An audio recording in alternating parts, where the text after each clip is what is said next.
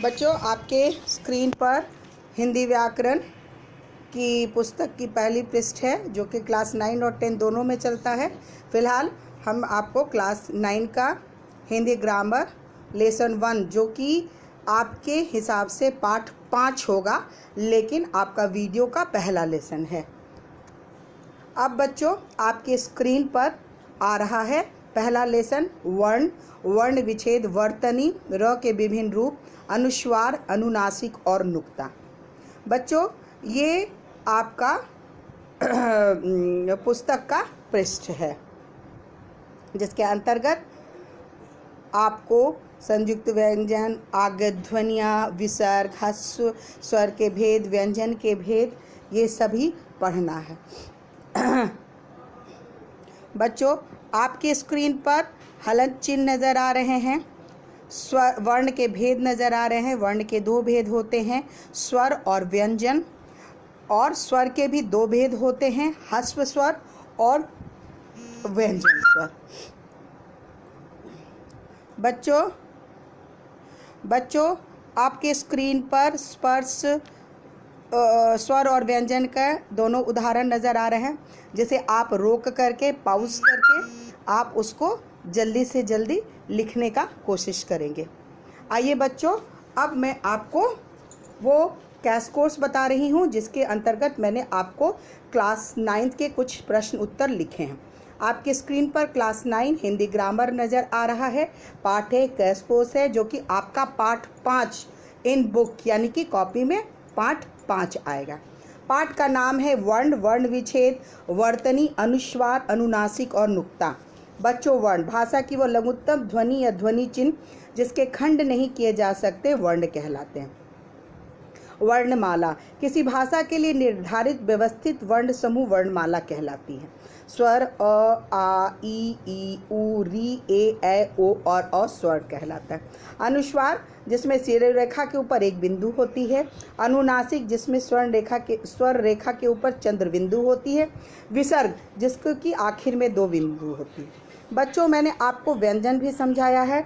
Cover के अंतर्गत क ख ग घ आता है, चवर के अंतर्गत च छ ज झ, टवर के अंदर ट ठ, तवर के अंदर त थ द द और पवर के अंदर प फ व आता है। इसके अलावा अंतस्थ व्यंजन होते हैं य, र, ल और व, और उष्म व्यंजन होते हैं श, श, श और ह।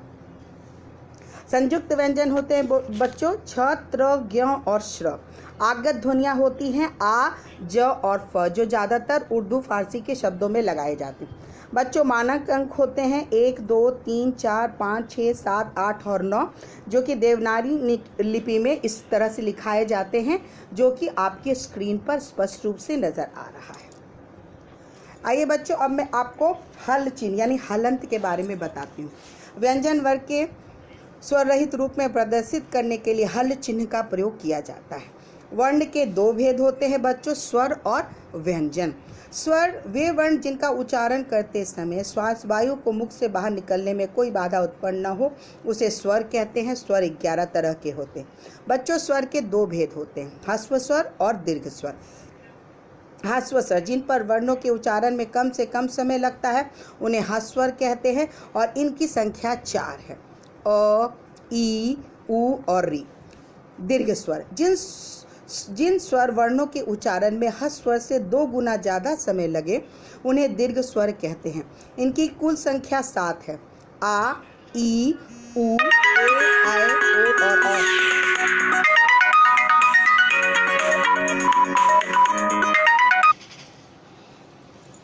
दीर्घ स्वर जिन स्वरों के उच्चारण में ह्रस्व स्वर से 2 गुना ज़्यादा समय लगता है, उसे दीर्घ स्वर कहते हैं। ये संख्या 7 में है, आ, ई, उ, ए, ऐ और अ। व्यंजन जिन वर्णों का उच्चारण करते समय श्वास वायु को मुख से बाहर निकलने में बाधा उत्पन्न होती है, उन्हें व्यंजन कहते हैं। इसकी संख्या 33 है। ये 3 प्रकार के होते हैं, स्पर्श, अंतस्थ और ऊष्म। स्पर्श जिन वर्णों के उच्चारण में कम समय लगता है। अंतस्थ जिन व्यंजन वर्णों का उच्चारण स्वर के भांति होता है, ये 4 तरह के होते, य, र, ल और व। ऊष्म जिन व्यंजन वर्णों का उच्चारण करते समय श्वास वायु ऊष्मा सहित बाहर निकलती है, ये 4 होते हैं, श, श, स और ह।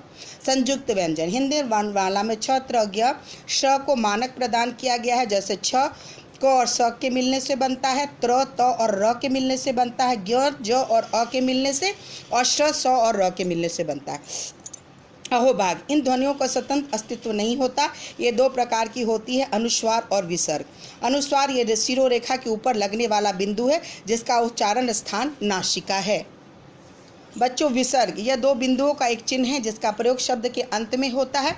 इसका उच्चारण स्थान कंठ है। अनुनासिक यानी चंद्रबिंदु, यह शिरोरेखा के ऊपर लगने वाला चंद्रबिंदु आकार का चिन्ह होता है। बच्चों, मैंने आपके लिए कुछ प्रश्न दिए हैं जिसका उत्तर आपको लिखना है और इसे सुंदर अक्षरों में अपने कॉपी पर उतारना है। बच्चों, पहला प्रश्न है, वर्तनी से क्या तात्पर्य है? नुक्ता हिंदी में कहाँ से आया? अनुस्वार और अनुनासिक में क्या अंतर है? उदाहरण देकर समझाइए। स्वर तथा व्यंजन के भेदों को उदाहरण के साथ स्पष्ट करिए और वर्ण किसे कहते हैं। आशा है बच्चों आपने इस पाठ्यक्रम को अच्छी तरह से समझा होगा और आप इसे लिखने का भी प्रयास करेंगे। धन्यवाद। जल्दी से भेज